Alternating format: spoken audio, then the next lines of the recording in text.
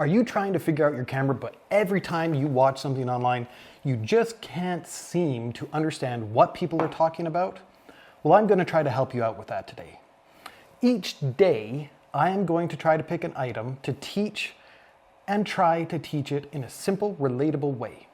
My name is Steven, and this is Light on Your Sensor Education. The topic for today is ISO. Yes, I know you hear people talk about ISO all the time. They say the same stuff, and you still don't understand. Well, let's try to change that.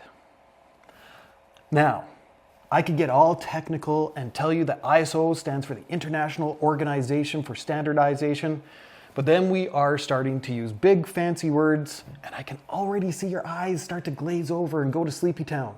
Well, wake up! For now, let's keep it simple, as it's abbreviation of ISO. Now, what does that mean?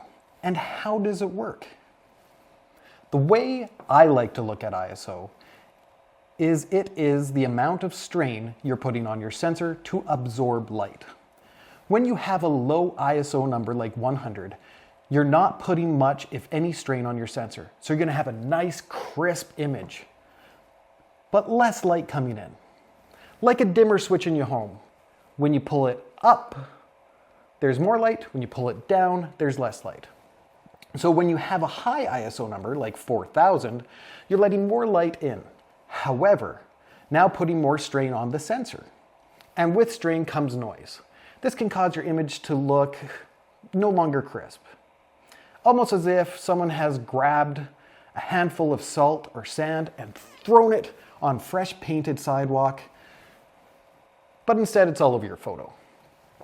Right now you're like, dude, everyone says that. And you're right, they do. But now let's relate it to something we've all experienced at least once. Let's refer it to a speaker. We've all had speakers growing up and even now. What happens when you turn your speaker up to its max volume? Aside from hurting your ears, you begin to hear a buzz, pops, clips in that sound because you're straining your speaker. It can't handle what you're putting at it. Well, it's kind of the same thing with your photos.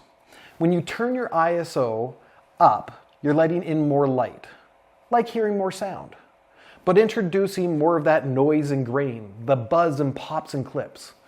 As you turn down the ISO or sound, you may not hear it as well. Less light is coming in, but the sounds you hear are crisp, clear. The popping, buzzing, clipping is gone. No grain or noise. Got it? Good. Now that we understand and can relate ISO, when do we use it? Well, you're in a bright situation. Say you're outside in a bright sunny day. You don't need more light coming into your sensor. There are already so much light around you because the sun is out. So you're going to turn down your ISO and have a nice crisp image. But say you go indoors and there is not a ton of light around. You may want to turn up the music, your ISO, and add more light to your image. Like turning on a flashlight to see better in the dark, but only your camera is able to see that flashlight. It'll add a little more noise though. Understanding ISO is really that simple. Now this is where it gets tricky. When using it, it has to work side by side with your shutter speed and your f-point to get a great photo. The three work hand in hand, and it's often referred to as the triangle of exposure. But don't worry and don't let the fancy term scare you. The triangle of exposure is the same three settings in your camera that have existed since cameras basically came to be. It could be a film camera, a digital camera, heck, it could even be your phone.